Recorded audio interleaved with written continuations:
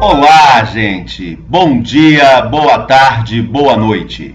Eu sou o professor João Humberto Cesário e a partir de hoje eu vou produzir alguns pequenos vídeos para tratar com vocês sobre as principais novidades do novo Código de Processo Civil e as suas possíveis implicações no processo do trabalho.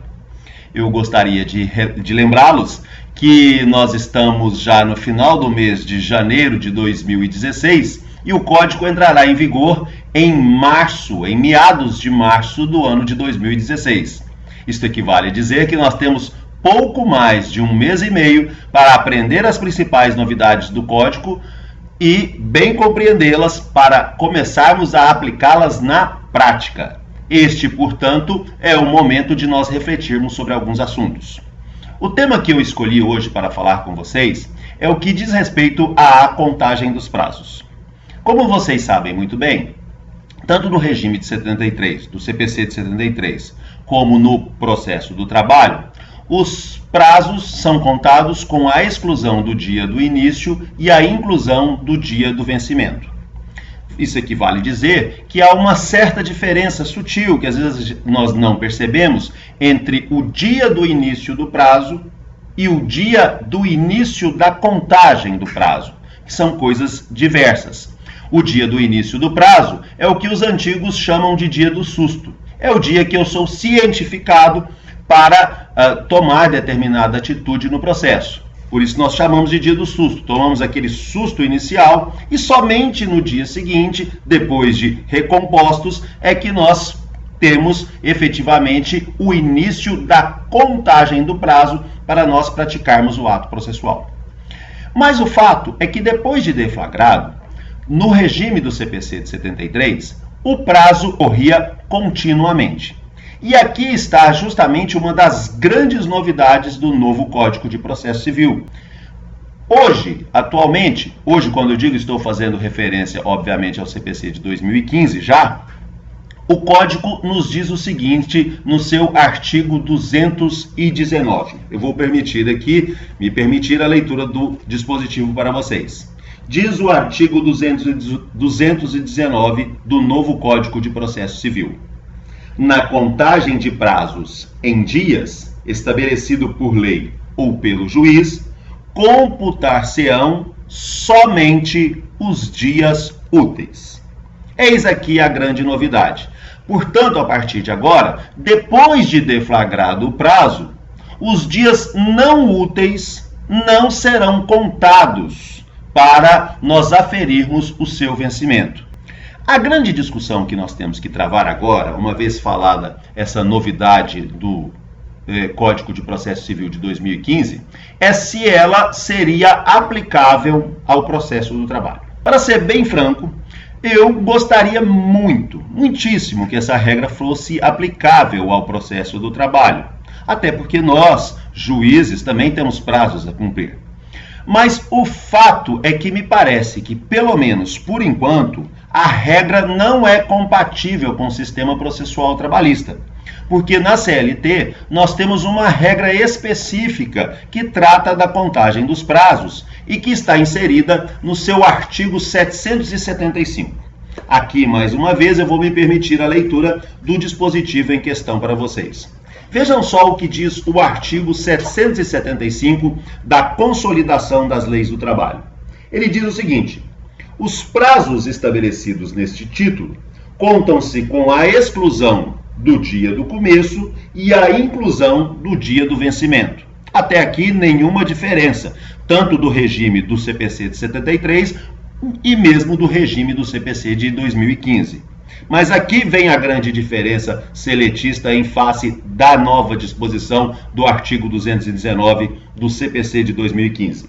Diz a CLT na sequência que os prazos são contínuos e irreleváveis. Portanto, a CLT nos diz, ainda hoje, em regra específica sobre a contagem de prazos no processo do trabalho, que os prazos são contínuos e irreleváveis. Isso equivale a dizer o que na prática? A CLT está querendo dizer que, tal como era no regime do CPC de 73, uma vez deflagrado o prazo, em regra, ele correrá sem suspensões. Ou seja, ele será contínuo. É esta a tradução literal, a compreensão que nós devemos ter pela expressão contínuo. Aliás, se vocês quiserem notar um detalhe interessante, embora revogado, o CPC de 73, encampando o que já dizia a doutrina, esclarecia o que deveria se entender por um prazo contínuo. Há uma disposição no CPC de 73 que trata deste tema e que, mesmo revogada, nos proporcionando uma orientação segura para compreendermos o que a lei está querendo dizer quando ela se refere a um prazo contínuo. Até porque, na realidade, aqui nessa disposição do CPC de 73, nós tínhamos a mera tradução do que a doutrina nos dizia e nos diz ainda hoje sobre o que devemos compreender acerca de um prazo contínuo. Vejam bem, vou aqui mais uma vez fazer a leitura do dispositivo. Olha o que diz o artigo 178 do Código de Processo Civil de 1973. O prazo estabelecido em lei ou pelo juiz é contínuo, não se interrompendo nos feriados. Perceberam? O que o artigo 178 do Código de Processo Civil de 73 dizia, repetindo os ensinamentos da doutrina, é que um prazo contínuo era aquele que não ficava suspenso em dias não úteis ou em feriados. Portanto, se nós temos uma regra hoje, seletista, artigo 775 da CLT, que diz que nos prazos processuais do trabalho, dos prazos processuais trabalhistas, nós temos um prazo contínuo e irrelevável, significa dizer, na realidade, infelizmente, que na prática o artigo 219 do CPC de 2015 não é compatível com o processo do trabalho. Então, principalmente você aí que advoga na Justiça do Trabalho, eu dou aqui um conselho para vocês, que imagino que é um conselho que deva ser seguido por prudência. Quando o CPC de 2015 entrar em vigor, se você for advogar na advocacia civil, você saberá que a regra de contagem de prazo será a regra do artigo 219. Mas não creia, pura e simplesmente, que essa regra será de imediato transposta para o processo do trabalho.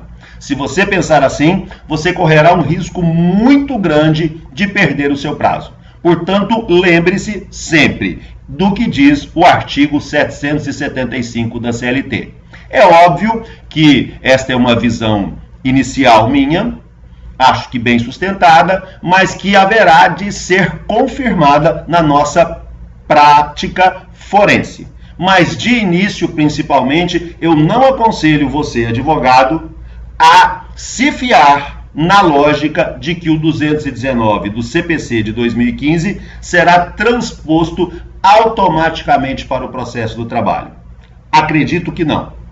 E a razão, como já disse, é o que está disposto no artigo 775 da Consolidação das Leis do Trabalho.